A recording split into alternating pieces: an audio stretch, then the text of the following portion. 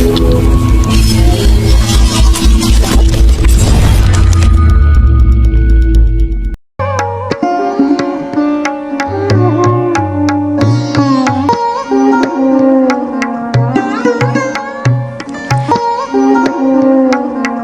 halo, selamat datang kembali di channel Smartly Bull and Bear.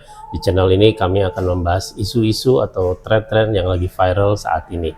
Nah, bersama saya selalu dengan Pak Irwan Gunarto. Apa kabar, Pak? Baik, sehat ya? Oke. Nah, di part 1 kami sudah bahas perayaan Diwali atau festival cahaya itu, Pak Irwan ya. Betul. Nah, bagi yang belum nonton, silahkan nonton part 1 kami. Kami sudah sematkan linknya di kolom deskripsi. Nah, Pak Irwan, salah satu perayaan Diwali ini ritualnya adalah pembelian hadiah dalam bentuk pemberian hadiah, maksudnya Pak. Ya. Dalam bentuk biasanya mungkin emas ya, karena mereka saling menukar hadiah. Betul. Nah, kita ketahui bahwa penduduk India saat ini sebesar 1,4 miliar ya. Betul sekali. Penduduknya. Nah, itu udah hampir melebihi penduduk Cina, Pak. Oke. Ya. Nah, bayangkan Pak, jika setiap orang membeli emas 1 gram saja, itu kita sudah, artinya penjualan emas sudah 1,4 juta kilo tuh Pak ya, atau kira-kira 1.400 ton. Nah, itu hitungan yang kasarnya loh Pak ya. Nah, luar biasa sekali menurut saya sih. Gimana Pak analisa Bapak dengan transaksi emas ini Pak? India memang menjadi negara terbesar untuk demand emas, Pak Rocky. Cuman memang seperti yang saya bicarakan kemarin ya, setelah COVID ini mungkin cukup berkurang ya, drastis ya. Sekarang Cina memimpin untuk demand dari emas seluruh dunia. Berkaitan dengan tadi ya, 1,4 juta orang membeli 1 gram, memang betul-betul sekali ya. Tapi kita tahu India kan bukan negara yang kaya ya.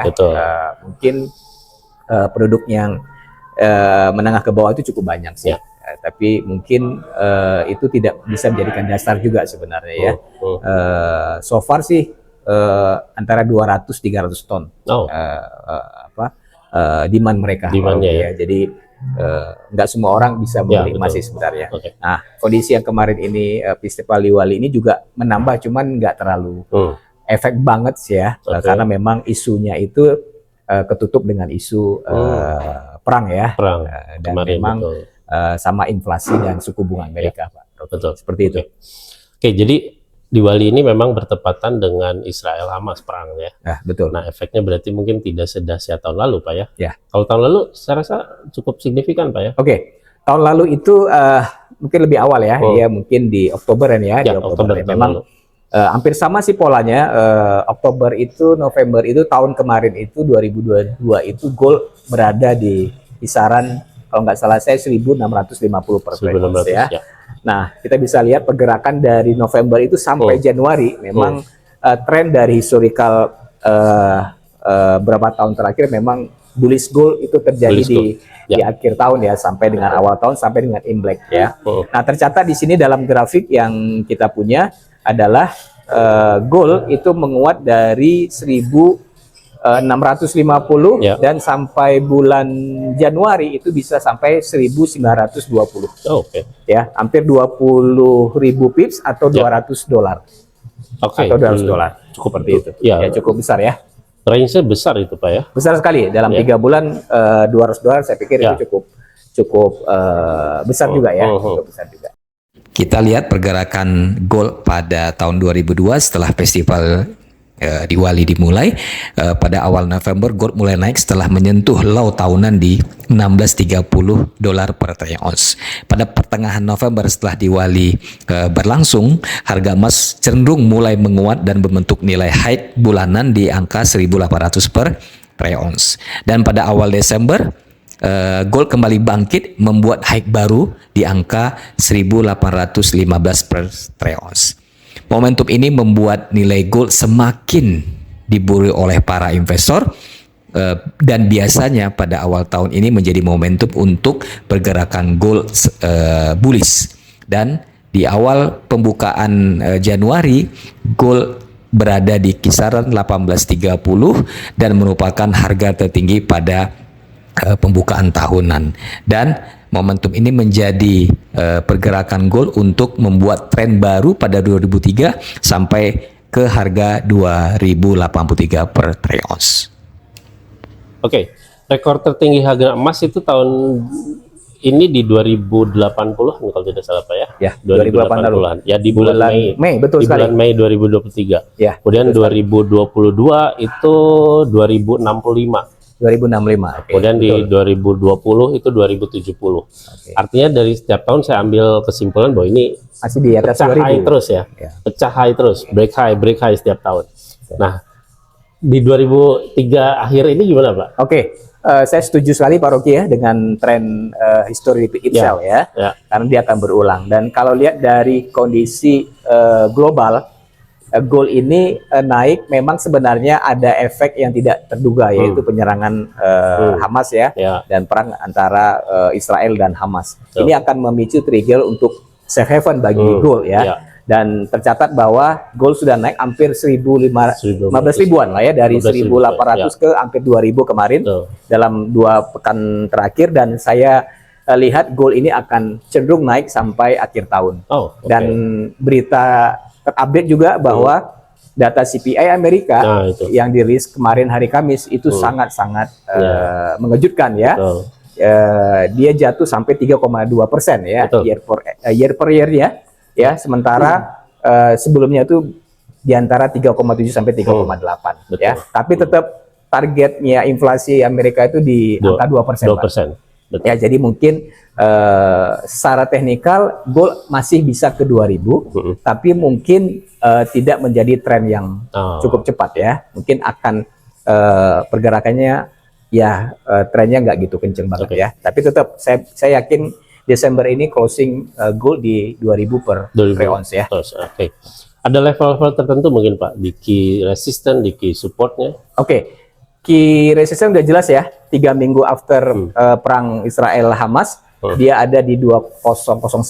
2009. Itu resistance kuat. Ya, jika itu break itu akan bisa sampai 2020, 2040. Ya. Dan support kuatnya itu ada di kemarin itu sekitar 19 sebentar saya lihat dulu. Oke, 1915 itu adalah low yang minggu ini, dan itu didapat dari hasil weekend ya, hari Jumat ya, penutupan hari Jumat ya. Saya pikir untuk sampai akhir bulan November ini mungkin ada di kisaran 1920 sampai dengan 2000. Gold forecast untuk November sampai dengan Desember 2023 setelah festival Diwali berlangsung, di mana gold pada saat ini berada di 1.985 dolar per troy ounce. Nilai terendah pada tahun ini ada di bulan Februari, dan itu merupakan strong dari support di 1806. Ini adalah pergerakan saat Hamas menyerang Israel di 1810, dan dalam 3 minggu mereka melakukan pertempuran, dan emas menjadi safe haven naik sampai 2010 per troy ounce. Dan sekarang sudah dimulai Diwali Festival, dan kemungkinan besar tahun depan gold akan menuju ke new high baru, di mana pergerakan dari level bawahnya di 1806 dan turun sampai 1920 dan kembali naik ke 2151. Nah, pengaruh suku bunga US gimana Pak? Rencananya kan ada lagi nih di akhir Desember ini kan ada statement lagi ya dari FOMC. Kira-kira gimana Pak? Kalau saya lihat memang Fed lagi nyimpen satu peluru dia ya untuk nembak lagi ya, 25 basis point ya. Tapi dari hasil data kemarin ya, CPI menunjukkan penurunan yang cukup signifikan, dan kondisi perang juga masih belum ada gencatan senjata. Saya pikir mungkin kecil kemungkinan untuk dia naikin suku bunga. Ya, justru mungkin akan berbalik ya. Dia akan coba akan menurunkan suku bunga ya, karena inflasi sudah mulai turun. Tapi memang update-nya ini akan bisa berubah setiap saat ya, karena memang di minggu depan itu Powell akan speak ya, Fed Chairman-nya Powell akan speak, dan itu bisa menjadi indikator buat ke depan investor untuk menunggu keputusan Desember ya. Tapi si analisa mengatakan peluangnya cukup kecil, mungkin hanya ya 40% lah untuk dia naikin suku bunga. Tapi apapun bisa terjadi ya Pak Rocky, tergantung dari situasi kondisi nanti ya. Terus pengaruh lain Pak, mungkin ada data-data fundamental lain yang pengaruh terhadap emas juga nih Pak. Oke, kalau emas memang dipengaruhi oleh global politik yang paling cukup besar ya. Sama memang suku bunga Amerika yang memang continuous dia naikin ya setahun ini hampir 5,5% ya. Rate-nya ini juga menjadi trigger ya buat emas ya. Cuman kalau saya lihat dari hasil skenario ini setelah dia naik 5,5 tapi gold masih di angka 2000 itu agak rawan sekali ya. Dan saya akan melihat ke depan tetap tahun 2024 gold masih akan terbang masih akan terbang dan membuat rekor baru kalau saya lihat ya, karena memang ekonomi dunia juga masih belum tidak menentu ya, dan Timur Tengah juga saya pikir masih panjang juga ya, jadi kemungkinan besar gebrakan di awal tahun itu gold cenderung untuk naik Pak Rogi. Oke, sedikit mundur tentang Ukraine, nggak ngaruh Pak ya, sudah selesai ya, karena dia beralih lagi sama Israel ya. Nah, sekarang Israel isunya udah ke Israel. Oke. Betul.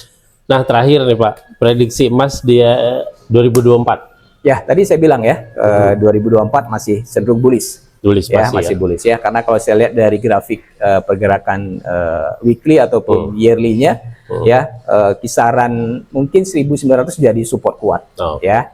Dan 2000 jadi resistance untuk dia break. Tapi kalau Januari dia bisa break dan closing di 2000 itu jadi trigger untuk bisa naik terus ya. Mungkin bisa coba kejar 2080 high balik lagi tahun ke ya, tahun ini ya. Akhir tahun ini. Memang dari dulu sih diprediksi gold ini bisa 2.500 Pak Rogi. Ya, 2.500 ya. Wah, kalau gitu kita beli emas memang dari sekarang ya, kita udah siap. Saya juga udah siap-siap ya. Udah siap ya. Punya istri kemarin Pak ya. Ya, saya beli lagi biar senang dia Pak. Biar senang nanti. Ya, kalau perlu kita jual lagi aja ya. Saya nunggu 2.500. 2.500. Ya, betul. Saya juga Pak. Oke, demikian paparan kami tentang prediksi harga emas ya di akhir tahun ini dan kira-kira forecast di 2004 seperti apa. Mungkin nanti kita akan bahas lagi khusus untuk outlook 2024 mungkin Pak ya. Kita akan kembali lagi nanti. Baik, demikian mungkin sekilas tentang pembahasan kami dari hubungannya dari Diwali dengan pergerakan emas di akhir tahun ini. Terima kasih Pak Irwan ya, sama-sama Pak Rogi, menyempatkan waktu pagi-pagi kita breakfast nih Pak. Ya. Oke, jangan lupa untuk like, subscribe dan komen di channel kami yang kali ini ya. See you on the next video.